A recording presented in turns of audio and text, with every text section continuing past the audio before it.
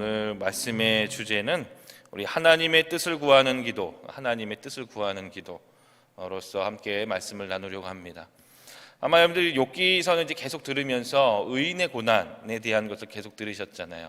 의인이 고난 당하는 그런 상황 가운데서 욥이 어떻게 하나님 앞에 기도하고 간구하고 또한 그런 궁금점을 가지고 하나님 앞에 나아가는가를 우리가 계속적으로 보고 있는데, 그의 연장선으로 이 하박국서도 여러분들 비슷한 주제로 그렇게 말씀이 이루어지고 있습니다.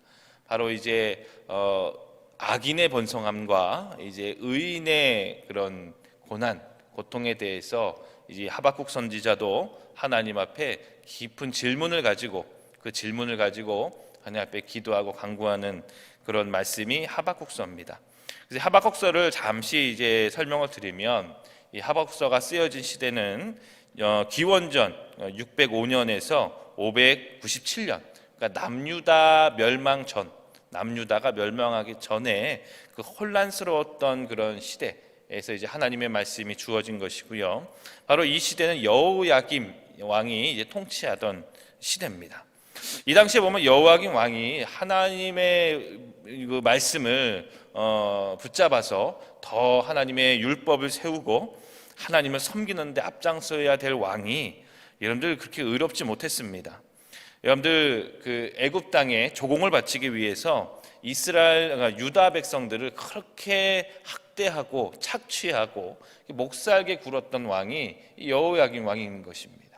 그 당시에 많은 유다 백성들이 그 세금을 내기 위해서, 조공을 바치는 세금을 내기 위해서 착취를 당하고 가난과 궁핍과 어려움을 당하는 그런 시기를 경험하고 있었고요. 반면 왕궁에 있었던 이 정치자들과 지도자들은 떵떵거리며 풍족함에 취해서 하나님을 믿지 않고 하나님의 말씀을 어기면서 불법을 입사하는 일들이 그 왕궁 안에서 많이 일어났던 시대가 바로 이 시대라는 것입니다.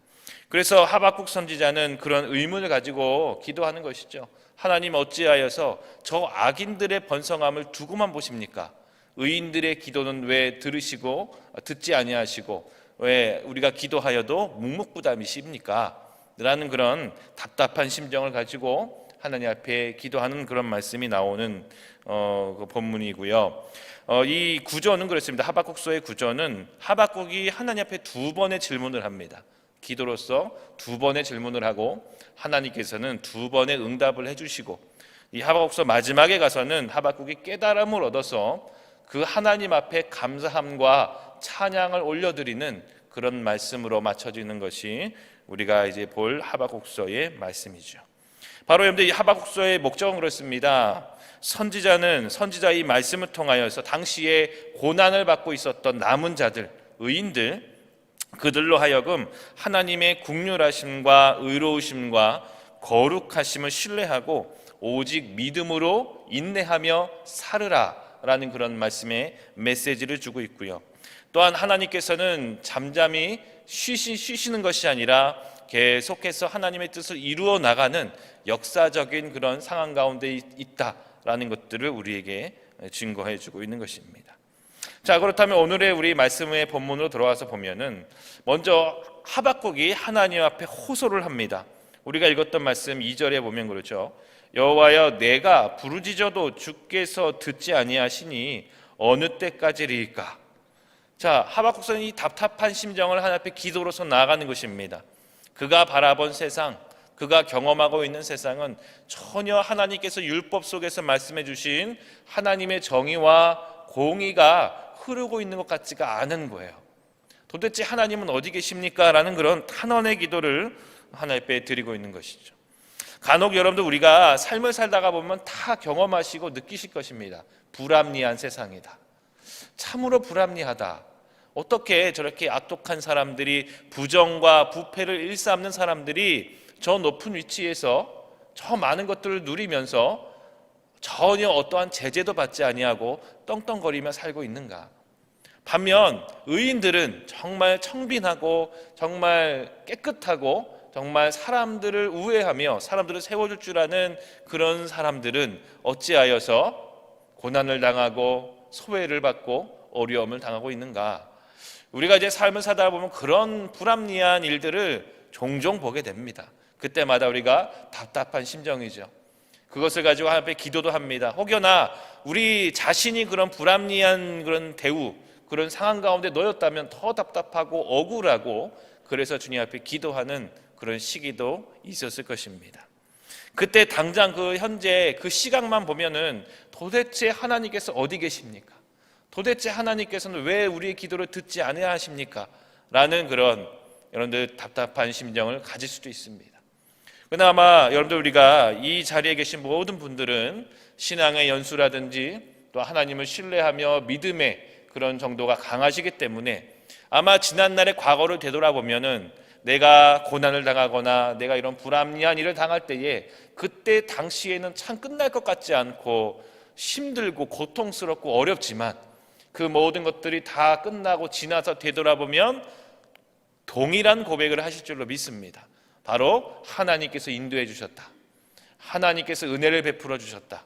바로 그런 것 아닙니까? 그래서 우리 성도님들 개개인마다 인생을 되돌아볼 때에 간증의 거리들이 다 있는 줄로 믿습니다. 내가 그렇게 힘들었던 그 시대, 내가 억울했던 그 시대, 그때 당시에는 하나님이 나와 함께하지 아니하시고 하나님께서 내 기도를 들어주시지 않는 것 같았지만 지금 다 끝나고 뒤돌아보니 하나님께서 그때도 함께 계셨고 그때도 하나님은 일하고 계셨구나라는 것들을 우리 모두는 동일하게 고백하게 될 것이라는 것입니다. 바로 이 답답한 심령 가운데에 하나님께서는 응답하십니다. 여호와께서 이르시되 5절 말씀이죠. 너희는 여러 나라를 보고 또 보고 놀라고 또 놀랄지어다 라고 말씀하시면서 하나님의 계획에 대해서 바로 이제 하박국에게 말씀을 해주십니다. 자, 하나님 도대체 일하고 계시는 겁니까? 하나님 도대체 왜 우리의 기도를 듣지 아니하십니까? 의인들의 고난과 악인의 번성함을 어떻게 해서 두고만 보십니까? 이라는 이 하박국의 간절한 이 간청의 기도 가운데에 하나님께서는 드디어 하박국에게 하나님의 뜻과 섭리와 계획을 말씀해 주십니다. 굉장히 은혜로운 것이죠. 그런데 이 내용에 보면은 이 부패한 남유다를 하나님께서는 저 이방 땅에 있는 갈대아에서부터 일어나는 바벨론이라는 제국으로 이 남유다 땅을 하나님께서 치신다는 것입니다. 하박국이 이 하나님의 말씀을 듣고 깜짝 놀란 것입니다. 그리고 더 막 뭔가 궁금증이, 그러니까 의구심이 생기는 것이죠. 바로 그런 겁니다. 하나님, 우리가 패역했지만, 우리 가운데 악한 것이 있지만 어떻게 하여서 이방 땅에는 더 악한 것으로 우리를 치실 수가 있습니까? 라는 것입니다. 그것이 하나님의 공입니까? 라고 하면서 하나님 앞에 반문하며 다시 탄원하며 기도하는 그런 모습이 나오고 있습니다. 바로 여러분들 여기서 오늘 우리가 읽었던 말씀에서 묘사되는 이 하나님의 심판의 도구로 일어서는 이 바벨론의 나라를 보면은 바로 굉장히 악마적인, 그러니까 아주 악독하며 잔인한 모습으로서의 그런 표현이 나옵니다. 바로 짐승들을 비유로 들죠. 짐승들을 비유로 들면서 그들이 점령하게 될 것이고 그들이 많은 성읍들을 무너뜨리게 될 것이고 잔인하게 그들을 학대하며 그들을 통치하게 될 것이다라는 그런 말씀이 우리가 읽었던 말씀에 쭉 나오고 있는 것입니다. 바로 하박국은 바벨론은 무자비한 어부와 같아서 선한 백성을 낚아올리고 그물과 투망으로 끌어올린다고 하나님 앞에 탄원하는 것이죠. 어떻게 하나님, 이러한 악독한 이방의 나라를 통하여서 하나님께서는 남유다, 바로 우리 하나님의 백성을 치실 수가 있겠습니까? 라는 그런 하나님 앞에 답답한 심정으로 다시 한번 탄원을 하며 기도하는 말씀이 나오는 것입니다. 하나님께서는 계속해서 이 이후에도 이제 이 이후에 2장에서 또 이에 대한 응답을 하나님께서 또 해주시죠. 여러분들 하박국이 가지고 있는 이런 궁금증과 어찌 보면 하나님의 뜻에 대한 이해하지 못하는 것을 가지고 기도하는 것 자체를 우리는 본받아야 될 줄로 믿습니다. 여러분들 하나님의 섭리와 하나님의 뜻을 우리가 다 이해할 수는 없습니다. 어찌 우리가 하나님의 그 마음을 다 알아가겠습니까? 우리는 다 알 수가 없습니다. 그렇기 때문에 믿음이라는 것이 필요한 것이고 그 믿음을 바탕으로 해서 하나님의 뜻을 우리가 깨닫고 이해할 수 있도록 하나님 앞에 간청할 수밖에 없는 것입니다. 하나님께서는 인내하심으로 우리들의 기도를, 이 하박국의 기도를 들으시고 응답하신 것처럼 바로 우리들의 기도 가운데서도 하나님께서는 우리에게 깨달음과 이해함의 은혜를 주실 줄로 믿습니다. 제가 이제 이 말씀을 보면서 회상하며 기억나는 것은 신학교 시절, 대학교를 다닐 때에 큰 은혜를 받았던 그 때가 있었습니다. 그 은혜의 통로는 바로 하나님의 말씀을 가지고 이제 씨름하며 이제 기도했던 그때요.